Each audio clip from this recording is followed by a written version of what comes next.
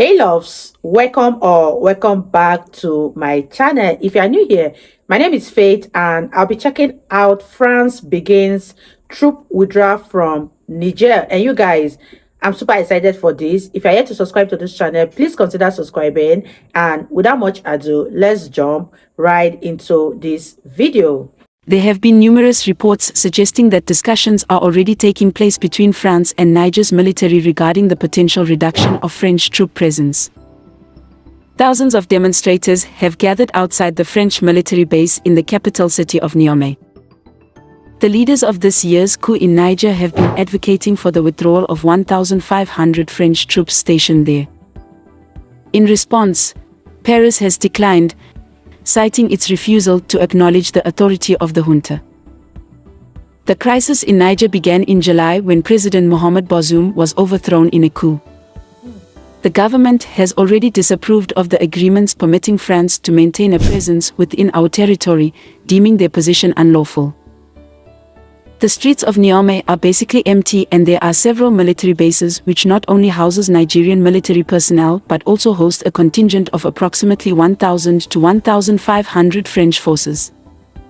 Demonstrators have been gathering at this base over the past few days, demanding the departure of these forces from the country. However, France has not relocated any of them thus far.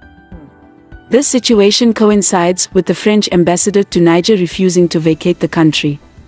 Essentially, there were significant demonstrations with large crowds over the weekend, but the current gathering appears to be smaller in scale compared to what was observed previously. The Prime Minister disclosed during a press conference yesterday that an agreement with ECOWAS would be reached shortly. He also seized the opportunity to denounce the sanctions and embargoes imposed on the country following the coup, branding them as unjust, inhumane, and illegal.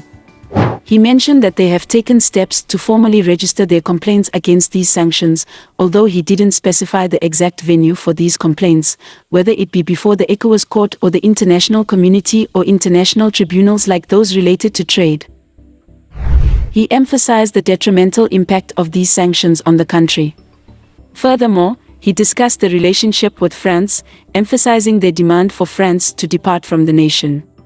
In addition to these matters, he addressed various challenges confronting the country, such as the significant issues inherited by the military junta upon their arrival and the substantial salary obligations the junta is attempting to fulfill for the civil service. Currently, there are civil servants who have not received their salaries for over a month, contributing to the growing challenges in the region. It's worth recalling that in the early days of the coup, Nigeria cut off electricity to this nation, and this situation persists. Nigeria, along with other countries, imposed sanctions, and on Monday, it was announced that the airspace adjacent to the military base behind me has been reopened for international flights. However, special flights, military operations, and other exceptional flights require specific permissions to traverse Nigerian airspace. It is expected that there are negotiations taking place between the French military and the Niger military.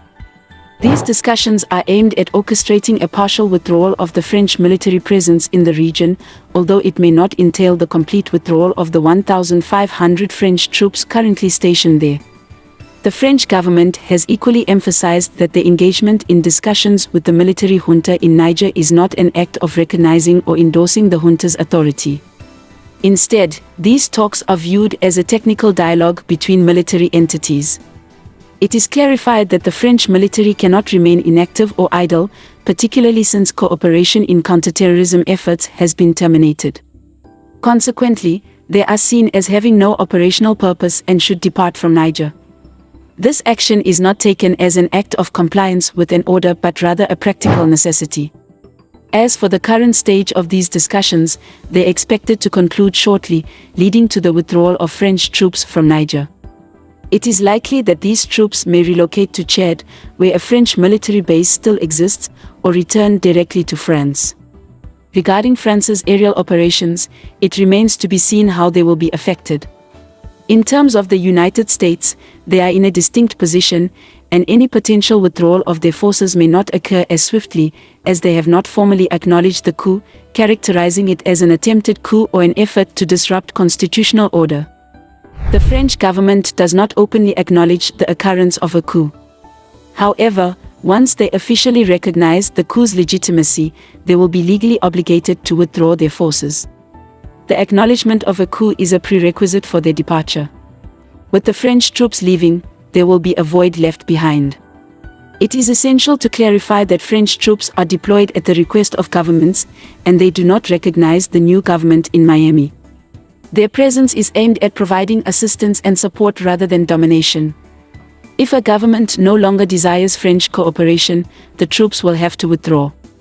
When French troops do depart, it signifies consequences for those countries expelling Western forces, as it can lead to a security deterioration and increased activity from terrorist groups, as witnessed in Mali and Burkina Faso. Regarding the French troops' departure, military leaders may view it as a significant victory and claim that France yielded to their request to exit the country. However, it's important to note that the French ambassador remains due to being formally expelled, and his eventual withdrawal will not be immediate but is an inevitable step. The decision to keep the ambassador in place is not an act of recognition of the new co-leadership, but rather a diplomatic stance. Ultimately, the French president has determined that the ambassador will eventually withdraw, but not under immediate pressure. The shift in France's stance regarding its troop presence is primarily driven by its interests in Niger, particularly related to combating Islamic insurgency. French troops were deployed to assist the government against this threat, but cooperation with the new government is necessary for their continued presence. You guys, when a country says they no longer need you in their space, all you have to do is just pack your bag and leave. So I feel the French troops should just relocate back to where they are coming from, since the people of Niger Republic do not need them anymore. I haven't really delved into what is going on in Niger, but I know that there is so much that is going on there, and I want you guys to throw more light on this in the comment section. I really had fun reacting to this video. If you guys totally enjoyed watching, give it a massive thumbs up, comment, share, and all that good stuff. And this is me officially signing out. I'll see you guys in the next one. Bye guys.